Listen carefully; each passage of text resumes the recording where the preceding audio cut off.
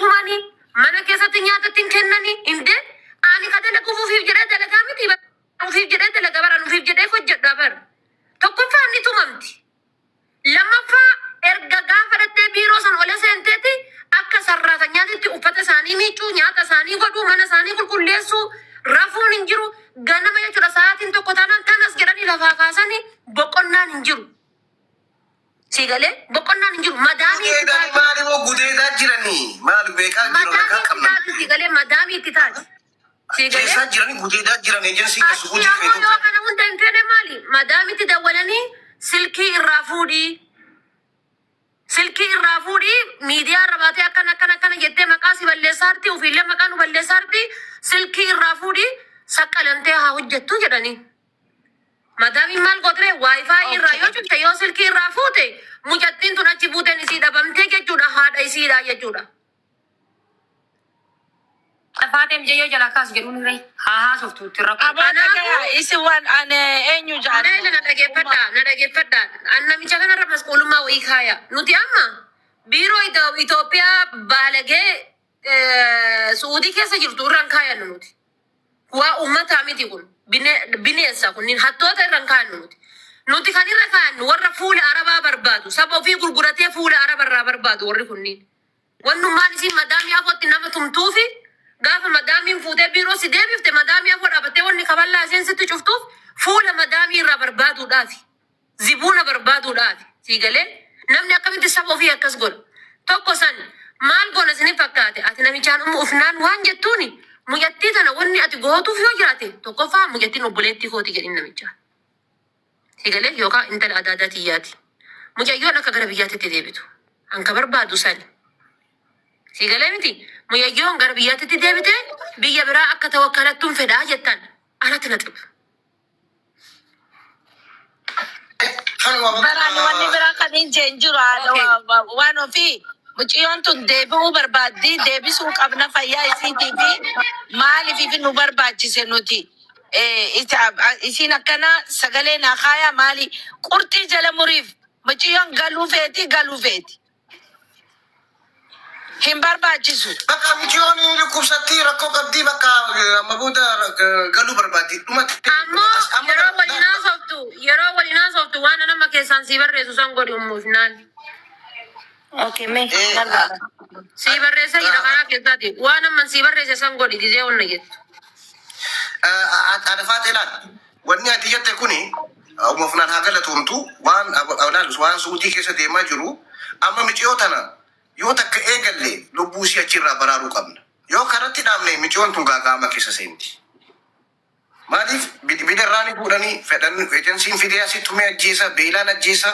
Kanaaf takka wanta jennaan otomaatikaalii guyyaa 3 keessatti eega dubbiin takka eegalamte eega miidiyaa irratti baate yookaan eega bilbilitti jee qaamaanillee dhaqanii intalti teenya gaaga'ama keessa jirti. Finfinnee biiroo san dhaqanii kuulaa san duraa ka'uun deeman maabaraawii dhaqanii isfitochi mabtii jira warra achiisan dhaqanii guyyaa 3 keessatti yoon baane mucayyoota yoo biirootti deebisan biiroon tuni ajjeesti.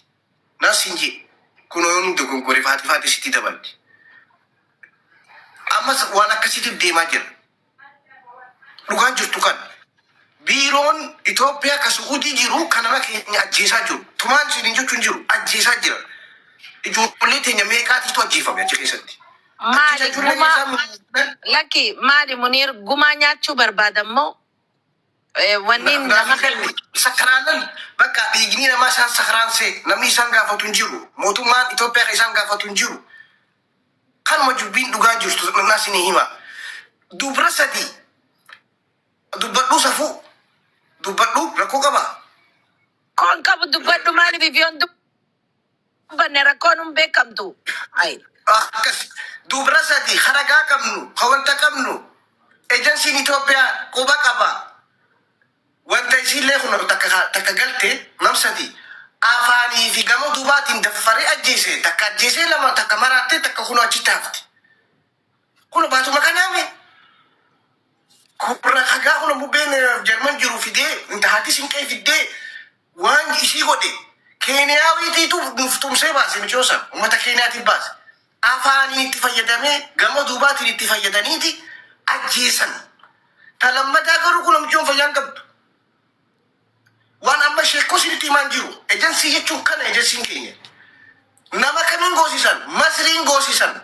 Nama Masriitiin, nama Kaayirootiin. Lammii Itoophiyaa nama Kaayirootiin gama duubaatiin itti fayyadaman. Akkasitti ajjeesi. Garaan dadhabeen talti keenya dhuftee mubee bira, mubee miidiyaa, mubee Mubaarik Musammaatii miti. Mubee miidiyaa bira dhuftee ragaa baate. Garuu isiillee gaagama seenaa uummanni keenya humna qaba guyyaa tokko keessatti lubbuu isii baraara jechuudha. Keenya lama fayyaa dhabaniiti takka duute jechuudha. Sadarkaa kanarra jirra. Ejensiin keenya Masrii fi Suudaan fidee tumsiisa. Bangaalii fidee tumsiisa. Biiroon keenya jechuudha. Waan biraa wanta jee afaanii fi wantaan itti fayyadame. Ragaa jira kudu. Ragaa Keeniyaawiin nutti ergite. Keessaan yoo barbaadan safuu jennee callisne bakka. Munir callisuun hin barbaachisu. Madaan saalatti dhufte saala fixattee qaanyii fixattee jette Oromoon. Waan jiru Oromoon dubbachuu dhabaa fi qiyaamaan adda addaa shamarran keenya irrattis dhiira keenya irrattis bu'aa jirti. Wanni dho'isitan takka hin jirtu akka jirutti akka ta'anitti gabbaaftanii dubbachuun dirqama. Amma maarree galma duubaatiin biiroo keessatti itti fayyadamaa jira gidee jennee magaalamni kun dhugaa ittiin fakkaatu kanaaf rakkoon. Hai. Ani madaawee gunjee madaan teetun dhugaa miti namni naan jee maraataan nama rahmatan qabne. Maal odeessita? Kana bar isaan waan kana bar yeroo dheeraa godhanii bar. Nama keenyaatu himachuu hin beekne malee yoo himatellee hawaasni hin dhageenyeef mootummaan biyya teenyaatis waan kana seriously jala deemtee laaluu qabdi. Ejensiin Suudii taa'u kuni wakiila Suudii sanuma Saudiin jaagammaan biyya Arabaa tana.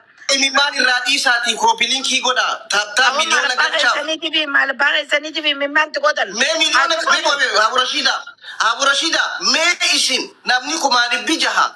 Mee taaptaabii miliyoona galchaaf mee micoon tuni za'am wanta daamee qasira taa'u jirti. Hin godhan namni keenya. Mee giftarri takka dhufee mee waa hannu hin godhu. Bar Oromoon kanaa bar. Bar rakkoon kanaa. Ani nama hojjetu. Ati baay'ee dhaba yoo xiqqas takka geema taphatte bar. Yoo dhabdee qarshii 50 dhabdu. Bar ani ni jiru bar waan geemaaf kannan sammaan kannineef amma. Akkanaa bar. Ani ummata keenya kana bar kanin ajaa'ibu waan geematti kannan ibsan maan kannineef amma. Makiin sa'aatii sagalteettee namtichi amaartichaa tokko dhufee kooyina 20 kennee baheefi. Amaarticha sanuyyuu mucattiin kuwiin jettu sun kadhatteefi giftara isiiti. Isti push argal jette. Ittiriisa kadhanii nuti yoo barbaanne geemii kaanii gacufee geemii kiyya taphadha. Isaan lubbuu isaanii haa baraa. Ufumaa walaa baraaranii. Hawaasni beekuu qabaadha. Anallee wanni ni callisee fi wanni ni namuu irraa callise. Namni nama keenya fixu jiru nama sadii qaama mootummaa takka diyaasbooraa Oromoo fi ejensiidha. Diyaasbooraan Oromollee nama ummata nama arrabsu guddisuu malee shoora olaanaa akka feetanii fudhadha. Wallahi isin jaa nama waan gaarii dubbatu asoon taane nama akka namni karaa baalagee deemu akka namni waa hunda yeroo hunda ajandaa godhu waanuma ajaa waanuma dubartii salbisu puushi gootanii hawaasni gaarii dubbatu dhabamaa jira. Kana kadhamsiisaa jiru shoora olaanaa akka namni sagalee namaan taane akka namni waan khayriin dubbanne godhaa jiru. Wallahi diyaasbooraa Oromooti. Akka Itoophiyaatti miti Oromoo qofa. Kana dhugaa jirtuun isinii. Yaa dhugaa keeti kijibaa miti. Ajaa'ibaa barwanne kun nama meedha. If gargaaraa jarana. If gargaaraa warri keessaafuu warri biyya Arabaa jirtan. If gargaaraa nama miti. Nama taap godhaadhaaf giftii ililliisa mana mucoosa maqaan isii yaamuun illee natti ulfaata. Ilillii 50 darbaa guyyattu ilillii 100 fi wayibbo. Ani asirraan isinii taa'aa guyyate sosoba laal asiif achiin didichanii manbara ta'anii waa meeqa godhanii taaptaabbii kana harka irraan dhaaban. Mee miliyoona takka naqamee taaptaabbii Koppilinkii godhaa. Haadha faatee maal irraan si erga sagalee? Wasaappi si dubbisee kunoo. Oye, la cosa fue que la taate la cosa de la